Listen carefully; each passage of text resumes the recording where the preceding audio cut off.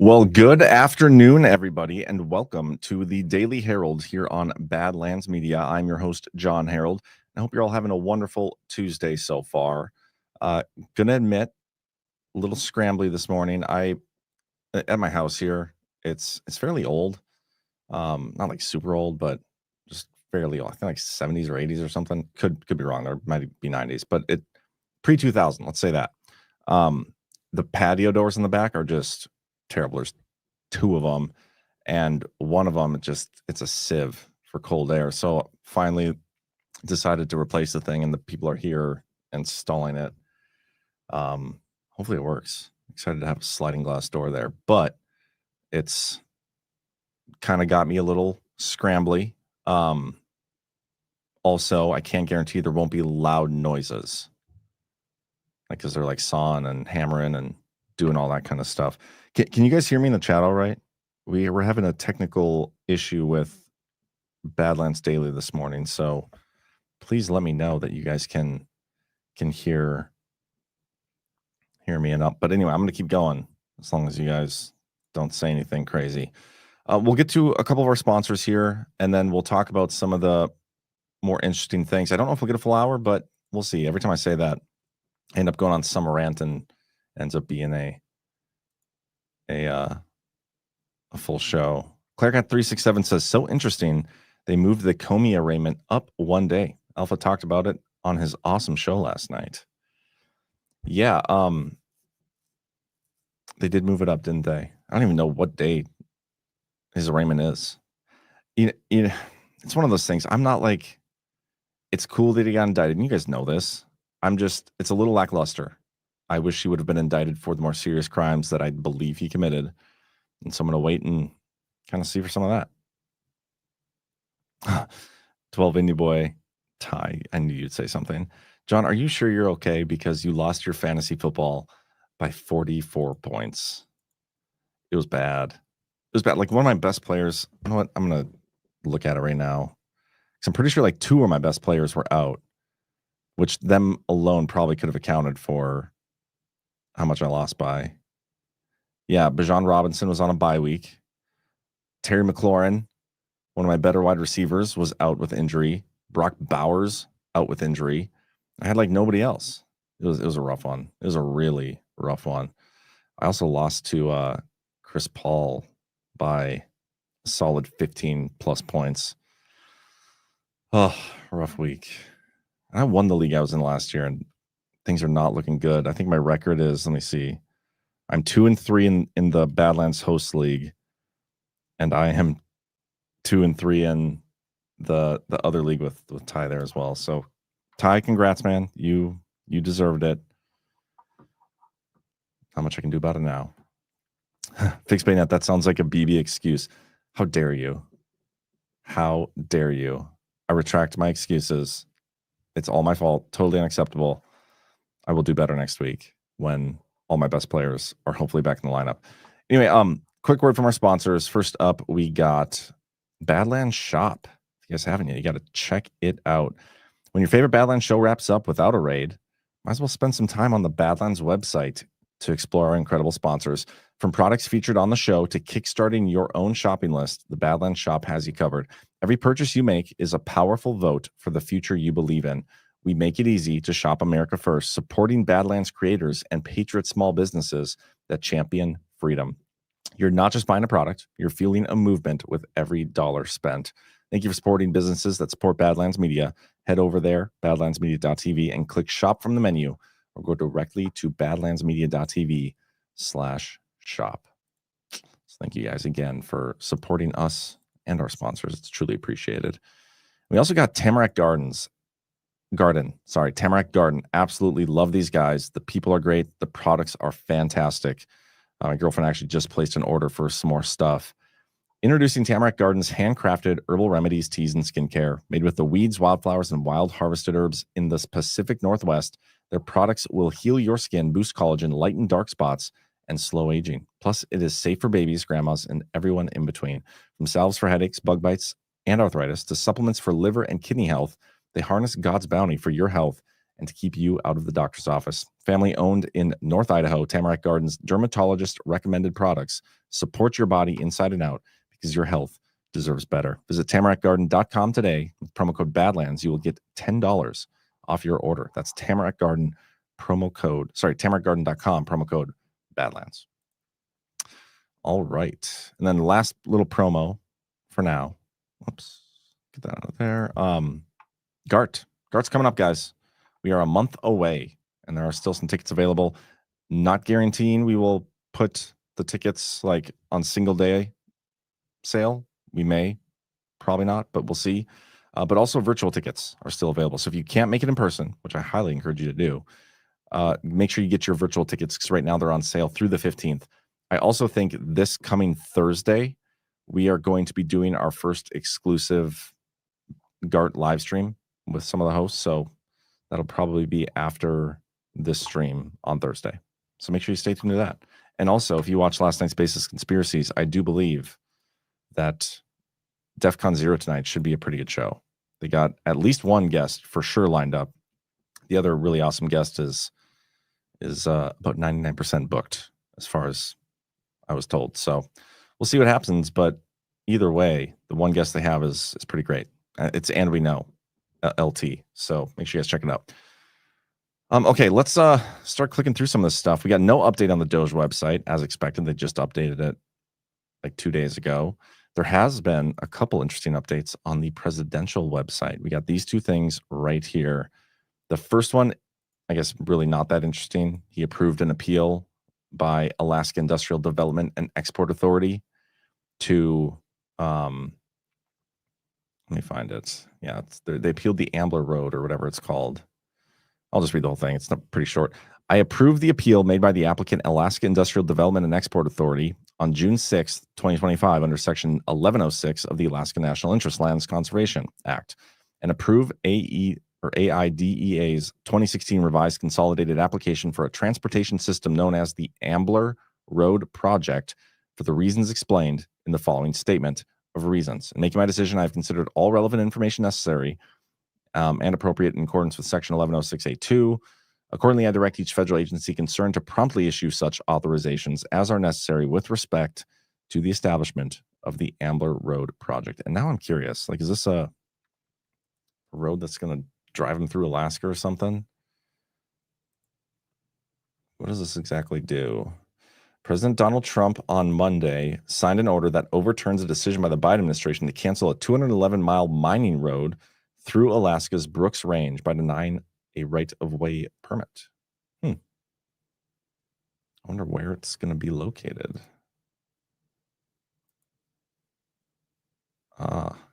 Way up here. From roughly Wiseman to, I guess I don't know what, Kotzebue? I guess Kotzebue is way on the left there. Maybe not. I don't know. Whatever. That's where it is. I don't know Alaska. I'll have to get Brad's input on that. But anyway, so that decision, he approved that. But the other one that's a little more interesting and kind of in line with the topic we were discussing yesterday on the show with the Insurrection Act and some of these other things. Actually, did I mention the Insurrection Act on this show? I think I mentioned that I wanted to see him do it. Maybe there's a comment in the chat or something that I addressed. Maybe he already did do it back in 2020. Whatever happens, and this is what I said last night. In statements yesterday, Trump acknowledged that he was considering it, and he was talking about the reason for doing it is these governors in these blue states and these, judges in the federal judiciary who are continually preventing and blocking and stonewalling his administration from accomplishing their goals. And a lot of that is leading to death and destruction in some of these blue cities. And so his response was, yeah, I am considering it. Like, I think it is an insurrection. People are dying from it. I want to see him do it because I want to see it challenged in court. And I want to see the argument that Trump and his administration makes in favor of it, because I think a lot of that will be very revealing looking back to like what happened in 2020. Because I think there's a very good argument to be made that something like this already happened. I do believe with certainty that some form of continuity government was put in place. Was it done in conjunction with the Insurrection Act? There's an argument to be made. Anyway, so this is what he said about or the title of the order. Department of War security for the protection of federal personnel and property in Illinois. I wonder if this is an NSPM. I don't think it is. Let me check anyway, just to be sure. I try to check the NSPMs. Yeah, it doesn't look like it. Every now and then, just to see if there's been an update, because some of them don't make the news. They're not very splashy. Like the NSPM 3, America's Investment Policy, not very splashy, but every now and then you'll get one of these NSPMs and it kind of reveals that, hey, you know what? There was a classified one that was issued that we had no idea about. Spetzel, Trump was asked today and repeated the paraphrase, we'll consider it. If these governors and mayors can't do it, we will. That is, again, interesting.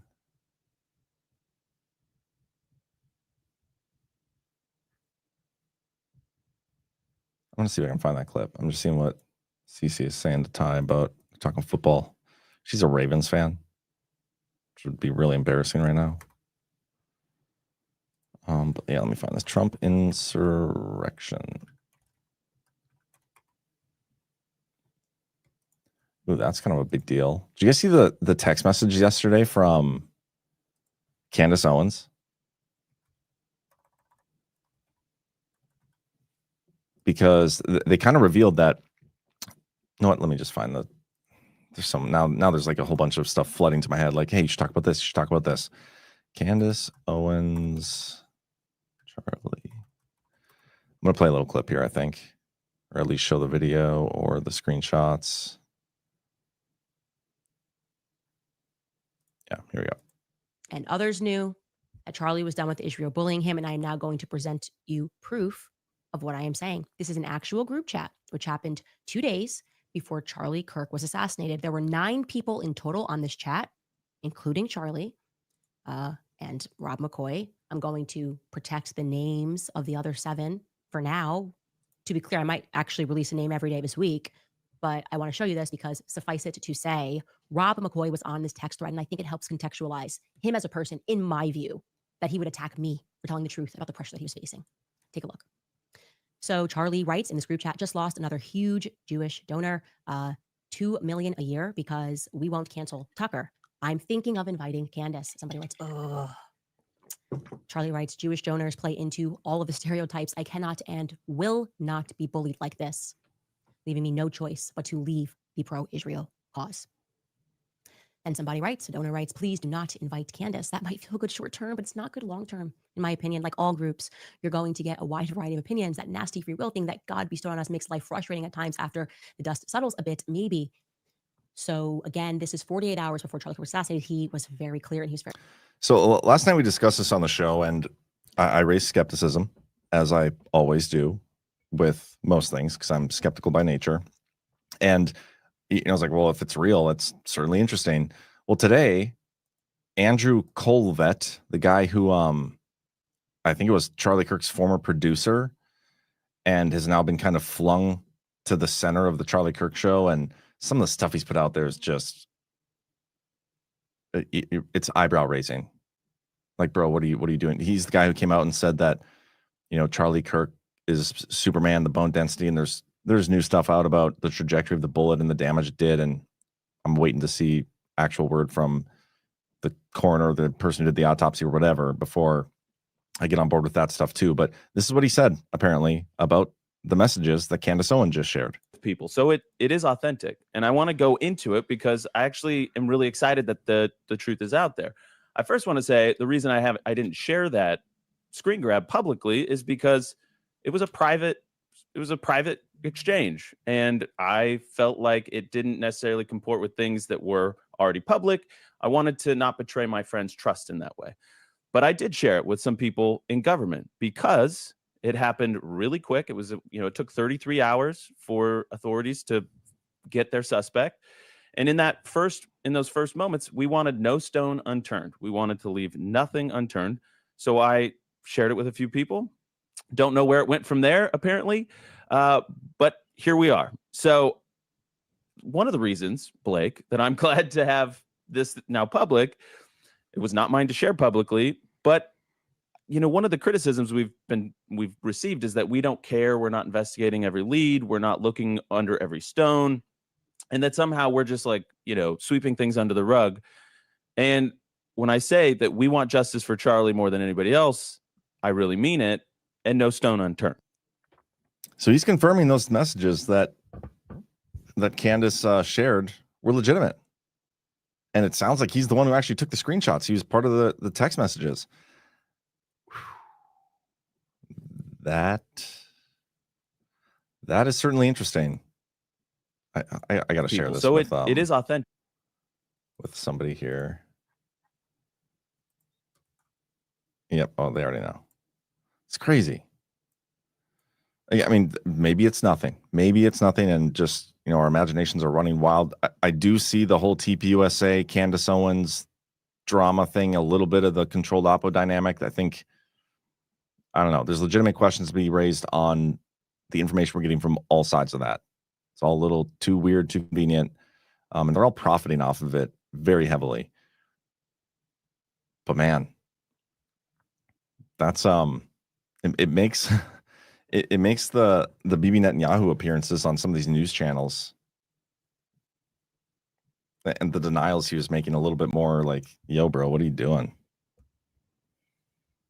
Like the people who come out and speak publicly and often the loudest about stuff are usually the guilty party. You know what I mean? Typically don't have the, if you're out there trying to win in the court of public opinion before anything is settled or anybody really knows the truth of what's going on, you're only doing that because you don't have the actual truth on your side and you're just trying to like get ahead in the narrative. So I don't know. That's some interesting stuff. I don't know what you guys think, but could this be kayfabe clickbait, Bay Theater Dave? Well, of course, everything can be. But I don't know why, what motivations would, like Candace Owens, I could see putting something out there that wasn't true like this, but I don't know the motivations for Andrew, this Colvett guy, to come out and confirm it's true. I don't know. We'll see what happens. We'll see the spin out. I think we have no reason to believe a lot of stuff we're being told, but we'll see how it plays out anyway. Okay, Trump Insurrection Act. Let's see if we got another. This is a 27-second video from yesterday. Over a weekend. What? The Insurrection Act, under what conditions or terms would you? Well, I do it if it was necessary. So far, it hasn't been necessary, but we have an Insurrection Act for a reason. If I had to enact it, I'd do that. If people were being killed and courts were holding us up, or governors or mayors were holding us up, sure, I'd do that. I mean, I want to make sure that people aren't killed. We have to make sure that our cities are safe. I mean, he goes on and talks for a decent amount of time there, but yeah, there we have it. So the Insurrection Act, he mentioned it. I think it's notable, but this is what he put out for the Secretary of War. And it's fairly long. I probably won't read the whole thing, but I'll read some of it here. The situation in the state of Illinois, particularly in and around the city of Chicago, cannot continue. Federal facilities in Illinois, including those directly supporting immigration and customs enforcement, ICE, and the Federal Protective Services, FPS, have come under coordinated assault by violent groups intent on obstructing federal law enforcement activities.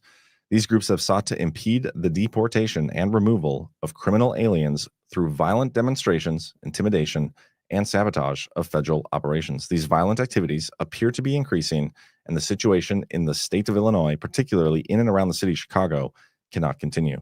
These activities are not occurring in isolation. Instead, these activities are similar to other ongoing efforts in multiple states and cities around the country to disrupt the faithful enforcement of federal law.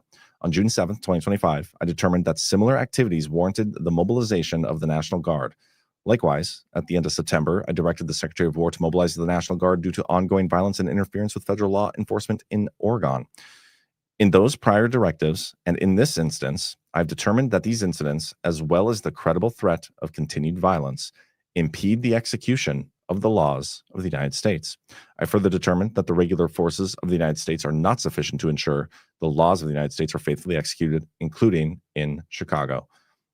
In light of both past incidents in Chicago and the credible threat of future incidents, and in light of my determinations by the authority vested in me as President of the Constitution and the laws of the United States of America, including 10 U.S.C. 12406, I hereby call into federal service at least 300 members of the Illinois National Guard until the governor of Illinois consents to a federally funded mobilization. under Title 32 of the United States Code of the Illinois National Guard under state control. Boom. It's going to be for 60 days or at the discretion of the Secretary of War. So here we are. They already sued Trump and the Trump administration trying to prevent this. And I love that stuff just in terms of narrative. Like, Trump is here trying to stop the violence, stop the crime, clean up these cities, protect the citizens of these blue cities. And the governor's like, no, don't do that. Please don't do that. I'm going to take you to court to not do that. And it's ridiculous. Like, just from a narrative and optics level, it's so stupid. But I suppose when you have the election fraud system at your back, you're a little more willing to make stupid optic narrative decisions, which we've seen that time and time again. Hold on.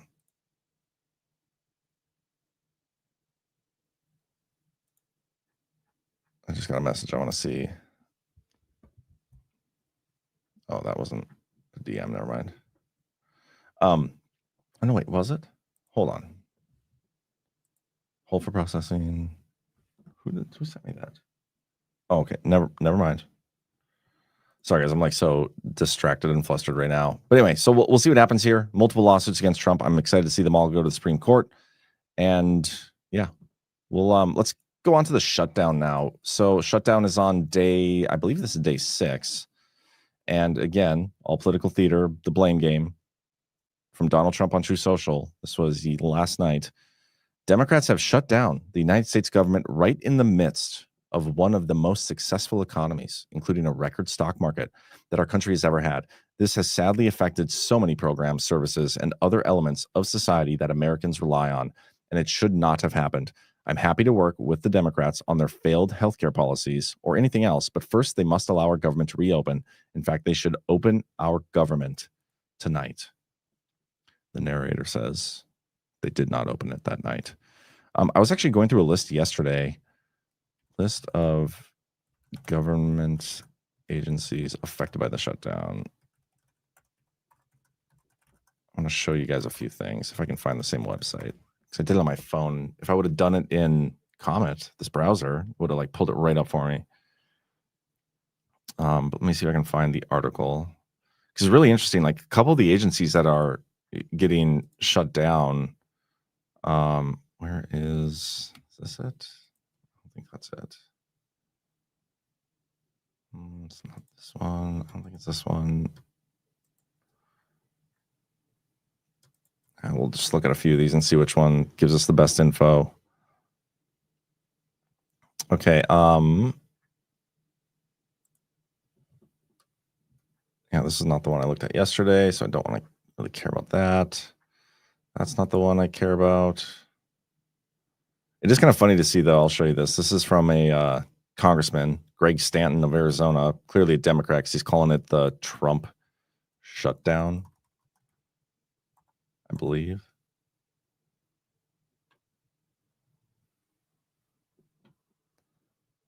Anyway, sorry, I just want to find this. Oh, that's not it either. What the hell? See, I should have been a little more prepared. The Department of Education, though, was an interesting one because they cut it down to from like 2,500 to 500 people, but they're still like doing everything they did before, except it might just take longer to give grants. Which, by the way, I don't think grants should be given out anyway. Like, I do not think that should be a thing. Here we go. State Department. This is just on my phone. I took screenshots, so you're just going to have to bear with me while I read these and not show them on the screen. But I'll maybe try to find the link and we can discuss it a little more broadly tomorrow. Embassies and consulates abroad. These are things that are shut down.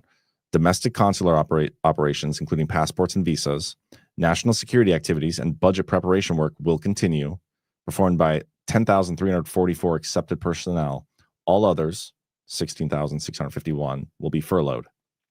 Okay, so more than half are furloughed right now. The other half are still working. And I am not clear which individuals. Some, I believe, are being paid. Some are working without being paid, but will be paid later. The Defense Department will continue ongoing defense operations. We kind of already knew that. Military personnel and reserve members who are on active duty will continue to report to duty, while 334,904 out of the 741,477 civilian personnel are not accepted and will be furloughed.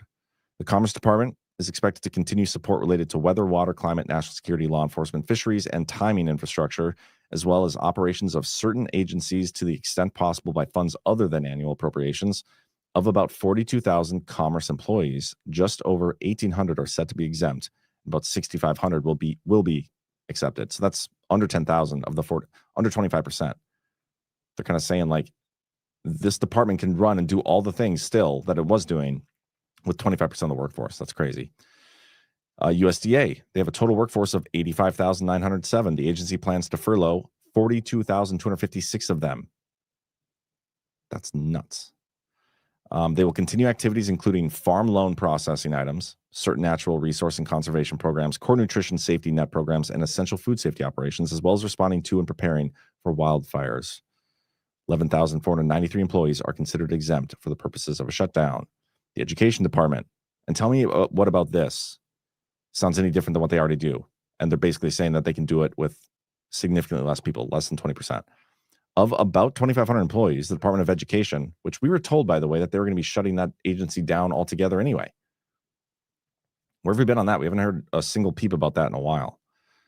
2,000 are expected to be furloughed during the shutdown. The department will continue to disperse student aid, grant funding, and borrowers will still be required to make student loan payments. Grantees will still be able to access their awarded funds, but the department will not release any new grants during a shutdown. They shouldn't release any new grants anyway. But I digress. But they're still like basically doing all the same stuff.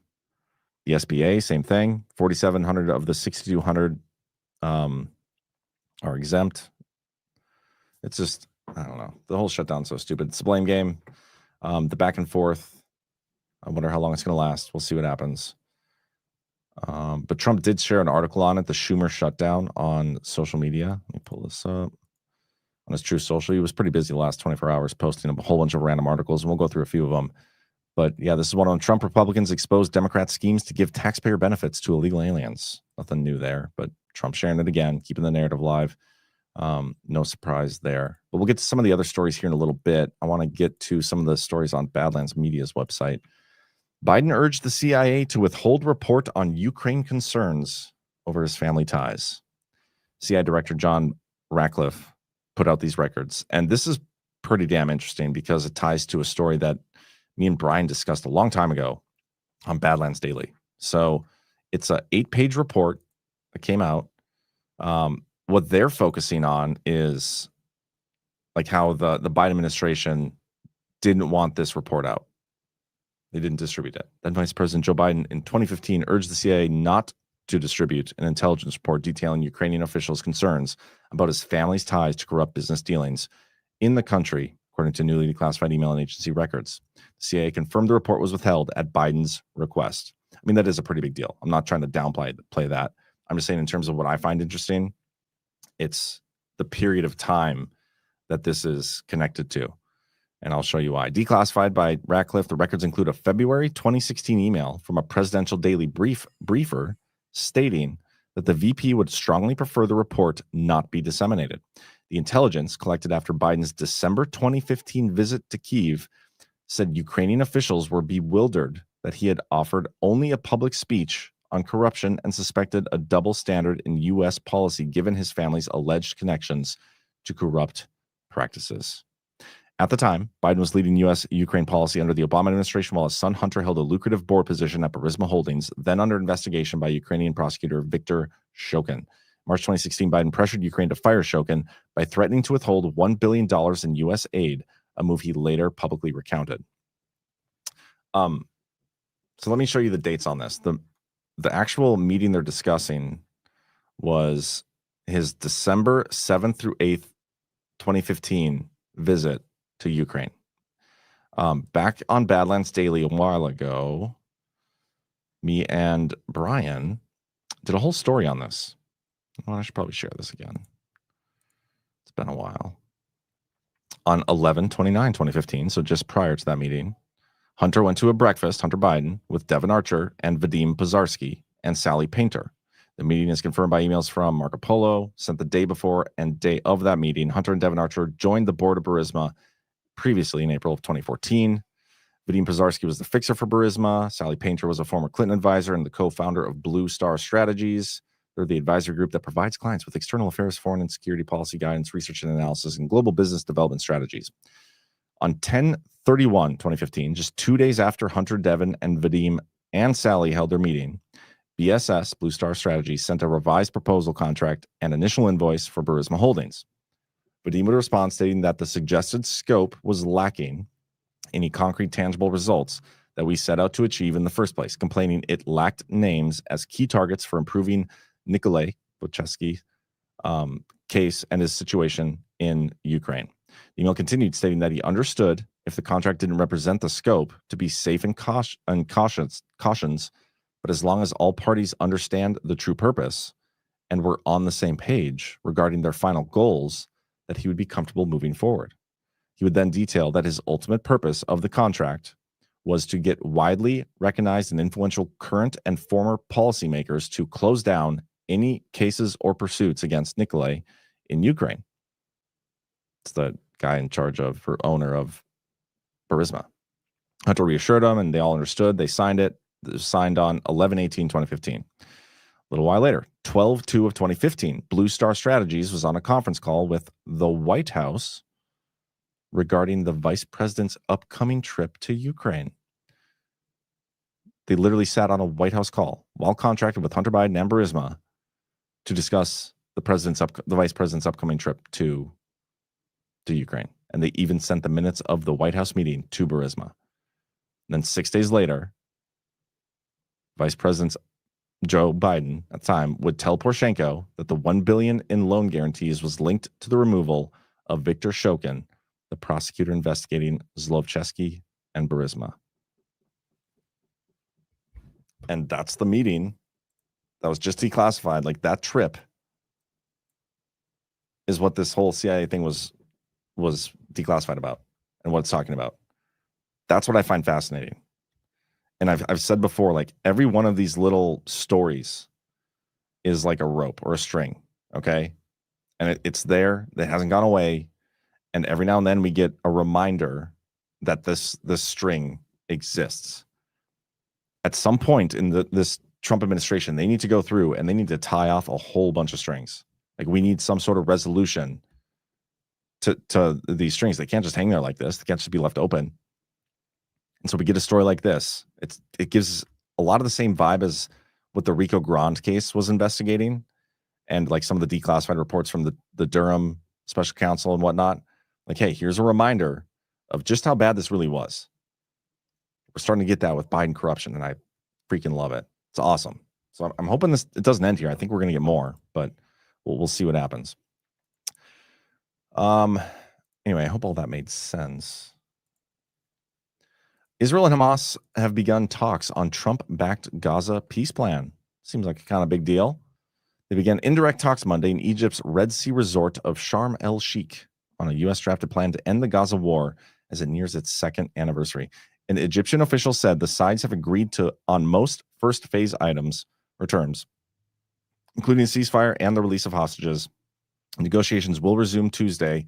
Talks include Israeli negotiator Ron Dermer, Hamas Khalil Aliyal, and Steve Woodcock. Jared Kushner's there, and a whole bunch of Egyptian mediators. The U.S. plan presented by President Trump calls for Hamas to disarm, surrender power in Gaza, and release the remaining 48 hostages.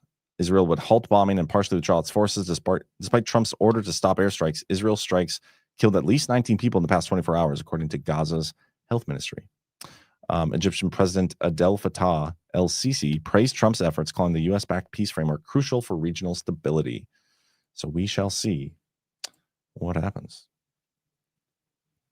Simple Sam 1777. Do you finally believe that Hegseth's meeting was just for show? No, I don't. Like, I have no reason to believe that other than they want me to believe that. I don't know why I'd want or choose to believe what people want me to believe.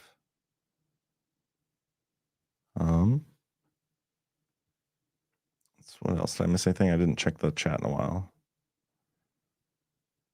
Simon Pier 22. Badlands Media website has a lot of valuable info, especially local meetups. Badlandsmedia.tv/events. I'd encourage you to check that out.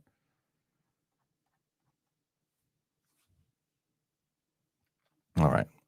Deranged Jack Smith, true social post here from Trump.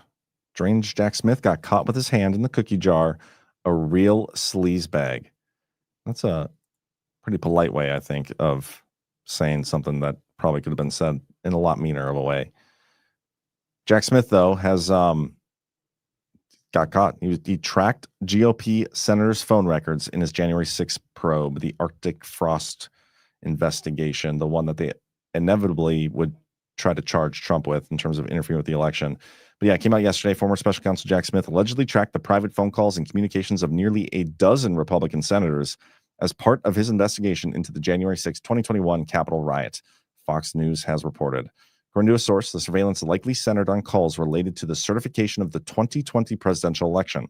A document reviewed by Fox News showed that Smith's Arctic frost investigation team targeted the phone records of Senators Lindsey Graham of South Carolina, Marshall Blackburn, Ron Johnson, Josh Hawley, Cynthia Loomis, Bill Hagerty, Dan Sullivan, and Tommy Tuberville, as well as Mike Kelly. The document, titled Cast Assistance and dated September 7, 2023, was reportedly uncovered by FBI Director Kash Patel. Kash refers to the FBI's Cellular Analysis Survey Team. And the file was labeled Arctic Frost, Election Law Matters, Sensitive Investigative Matter, Cast. It's crazy. Should not have been doing that, probably. And I bet that is not the only people they did that to.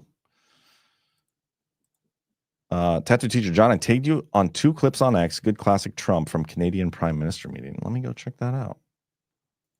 Because, yeah, Trump is meeting with Carney or whatever right now. Let's see. Here's one. Anybody? I think Canada, let me put it this way. I can tell you this because I deal with lots of leaders all over the world. He is a world-class leader. He's a man that knows what he wants. And I'm not surprised to see that he won the election and won it substantially. And I would think he's more popular now. He's a good man. He does a great job, and he's a tough negotiator. So then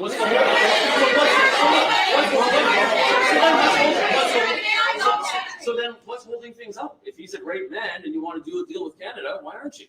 Because I want to be a great man too. Thank you very much. Thank you, everybody. That's really good. We also got this one sent over. And I do apologize about the size of the video here. I don't know what Tattoo Teacher is doing, but she must have been recording it from her phone or something. But thank you for sending these, by the way. Listen to this. Anymore. I look at your leadership. I don't know who to speak to. I'll tell you what, I'm getting calls from Democrats wanting to meet. I never even heard their names before, and they're claiming to be leader. The Democrats have no leader. They remind me of Somalia, okay? You know? And I met the president of Somalia. I told him about the problem he's got. I said, you have somebody from Somalia who's telling us how to run our country. She's from Somalia. He said, would you like to take her back? He said, no, I don't want her. Okay, you know who I'm talking about? Say it again. How many permanent jobs are you talking about? Well, I don't. He's talking about Ilhan Omar, married her brother. She went to NDSU. Her and her brother went to NDSU, North Dakota State University, for a time, which still blows my mind. I think that might be where they got married to or something.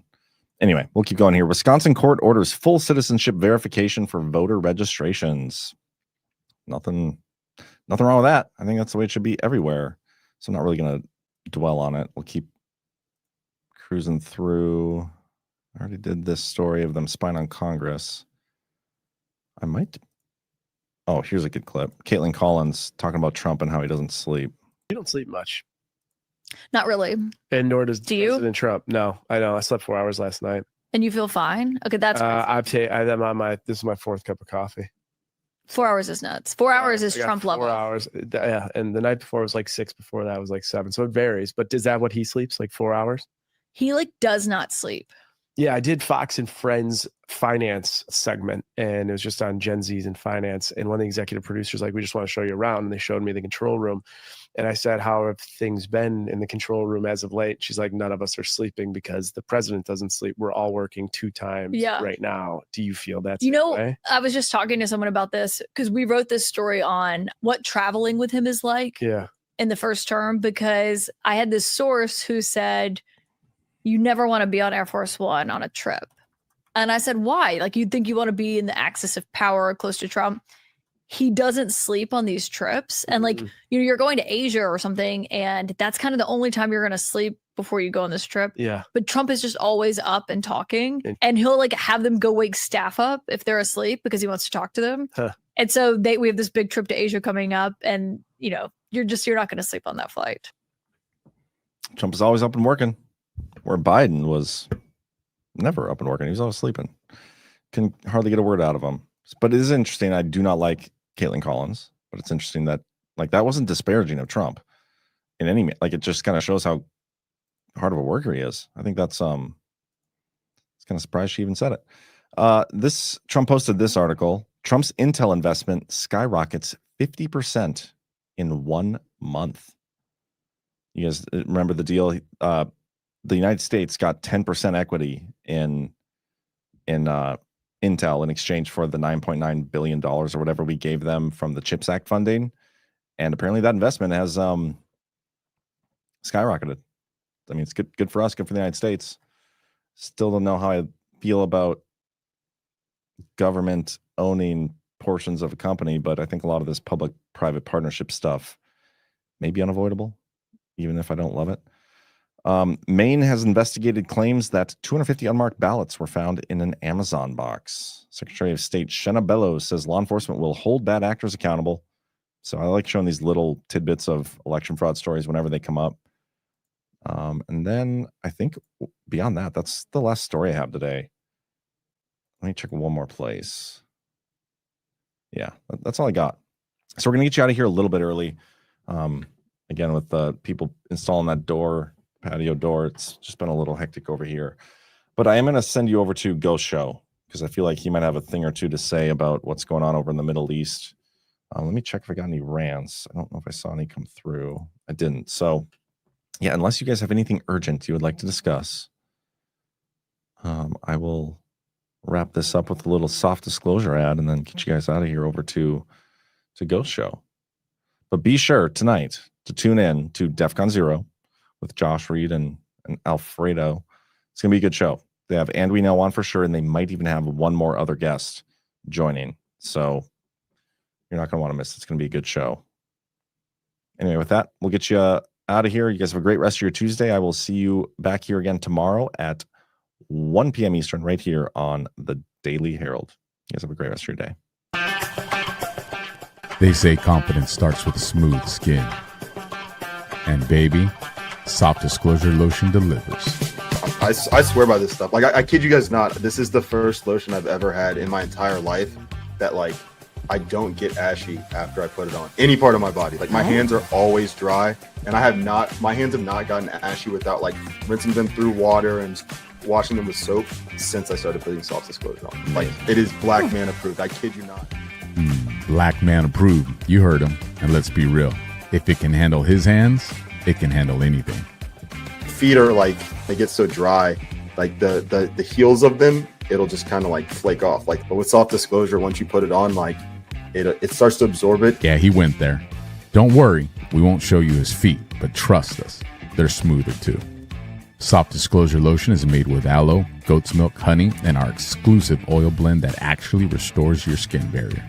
Visit softdisclosure.com, use code BADLANDS, and get 15% off.